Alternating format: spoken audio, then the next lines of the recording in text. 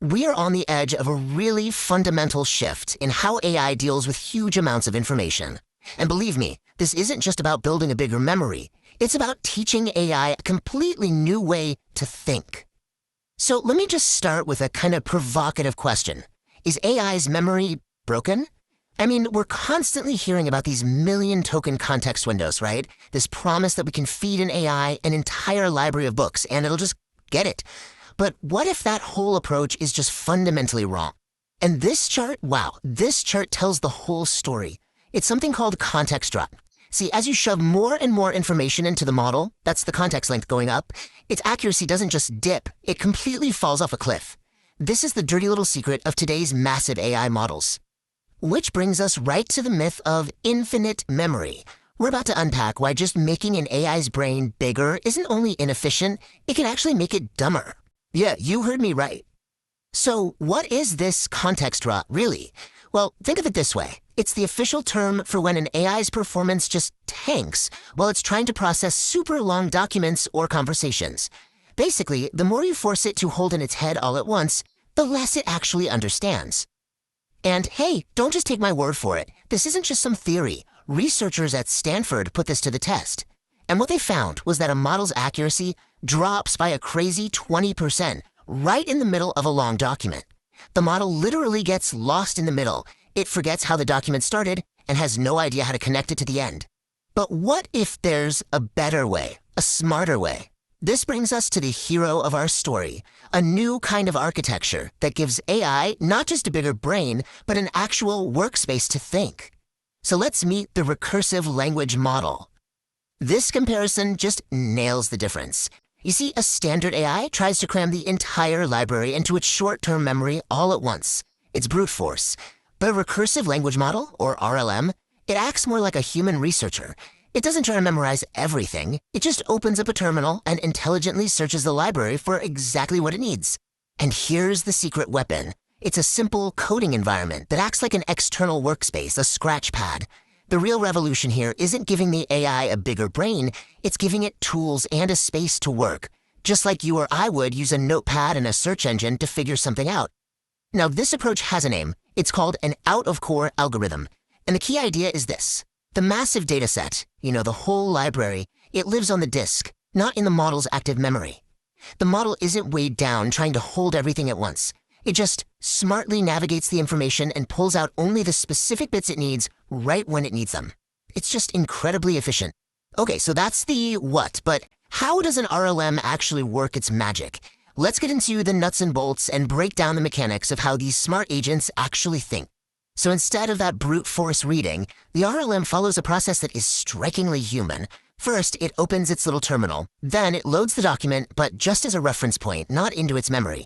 Then it does what you or I would do. It peeks at the table of contents, runs some targeted keyword searches, and only then does it actually read the specific, super relevant chunks of text. It's all about precision, not volume. So how does it search so efficiently?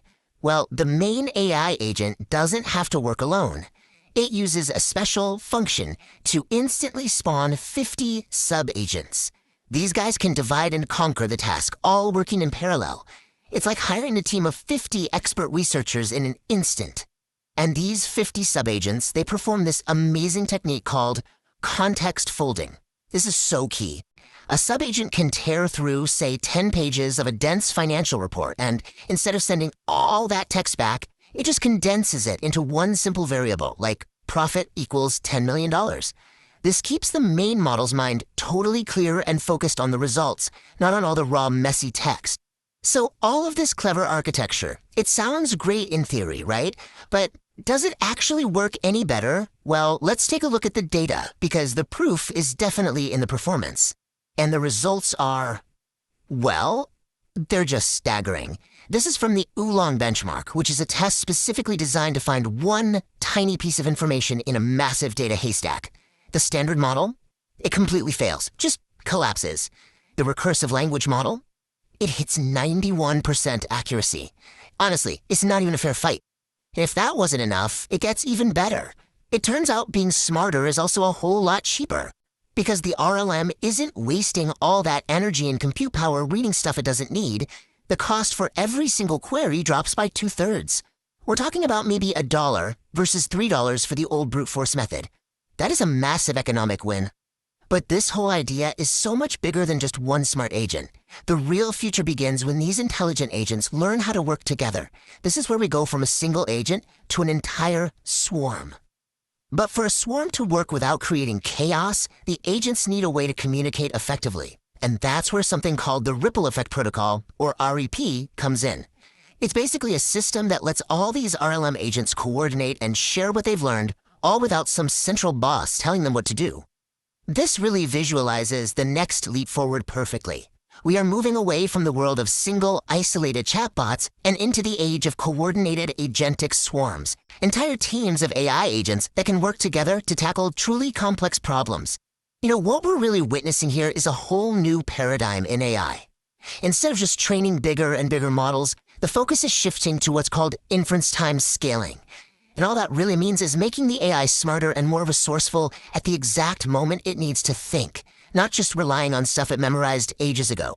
I absolutely love this quote because it just sums up the entire shift perfectly. For years, we've been focused on building bigger and bigger libraries.